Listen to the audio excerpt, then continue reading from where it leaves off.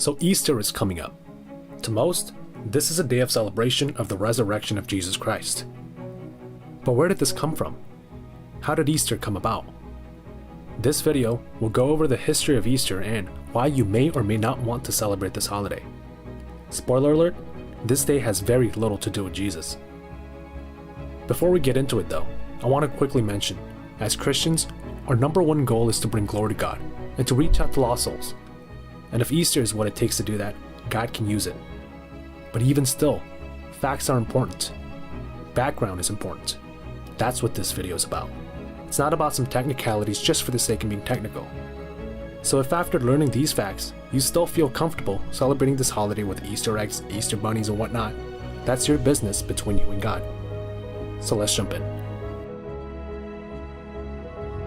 What is Easter? As I mentioned a little earlier, it's a celebration of the resurrection of Jesus Christ.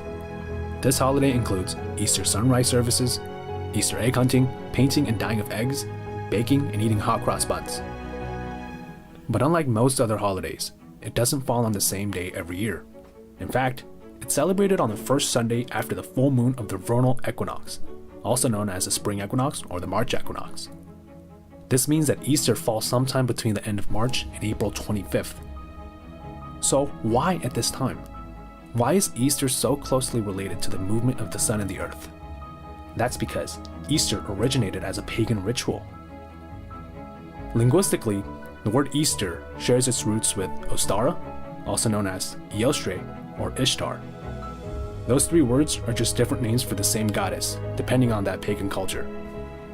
The holiday of Ostara is a pagan holiday, and it's celebrated even today. Depending on the year, it's celebrated sometime between March 19th and the 21st, and it honors their goddess Ostara. To celebrate, pagans put out food such as eggs and sprouts to celebrate the fertility of the land. That's because Ostara, or Eostre or Ishtar, is a goddess of fertility. Ancient pagans would actually celebrate this holiday by having sex rituals. They'd engage in sexual acts where virgins who represent the goddess were impregnated by priests of Baal. Yes, this is the same Baal, the sun god, that Moses and Elijah preached against. Now, these babies would then be born about 9 months later, around the end of December, when they would celebrate the sun god. Then on the following Ostara day, or Eostre or Ishtar day, these babies would be sacrificed. But why? You may be wondering why, how did something like this become linked with Christianity? This all makes sense if you look at the history of the Catholic Church.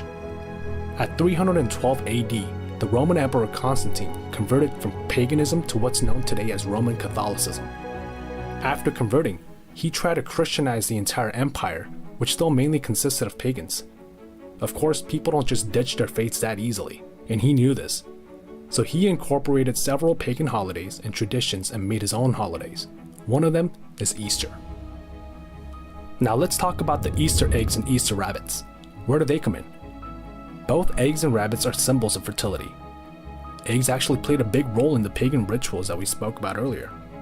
After sacrificing the babies, they get the blood of the babies and use that to dye the eggs, which were then placed in rabbit nests. This is the origin story of Easter egg hunting. This is some dark stuff. Another Christian holiday that's closely related to Easter is Good Friday. This holiday is simply the Friday before Easter Sunday. And according to most Christians, this is the day that Jesus was crucified on the cross and was buried. But there's a problem with this too. If you turn to John chapter 11, verses 9 through 12, in these verses, Jesus asks a rhetorical question. Are there not 12 hours in a day? Now, logically speaking, if there are 12 hours in a day, there are 12 hours in a night. We know this. In Matthew chapter 12, verse 40, Jesus makes an allusion to Jesus' death and the resurrection to Jonah being in the whale's belly 3 days and 3 nights. The Bible is not vague about this. It very clearly states 3 days and 3 nights. So what does this mean? If each day and each night are 12 hours each, 3 days and 3 nights would be a total of 72 hours. So if Jesus did rise from the dead on Sunday morning, the absolute latest that Jesus could have been buried is very early Thursday morning. Some of you might say, well, maybe it can be a part of Friday, all of Saturday, and a part of Sunday, making it 3 days. As I mentioned earlier, the Bible is not vague at all regarding that part. Jesus alludes to Jonah being in the whale's belly 3 days and 3 nights. Jesus then uses that analogy to his own resurrection. So let's talk about when Jesus really was killed and buried. In Luke chapter 23, verse 44, it says, "And it was about the 6th hour, and there was darkness over all the earth until the 9th hour." This refers to the 6th hour of the Jewish day. Yes, the Jewish day starts at 6 p.m., but in this verse, it refers to the day as a day and night. This day starts at 6 a.m. This means that there was darkness over the earth from 12 p.m. to 3 p.m.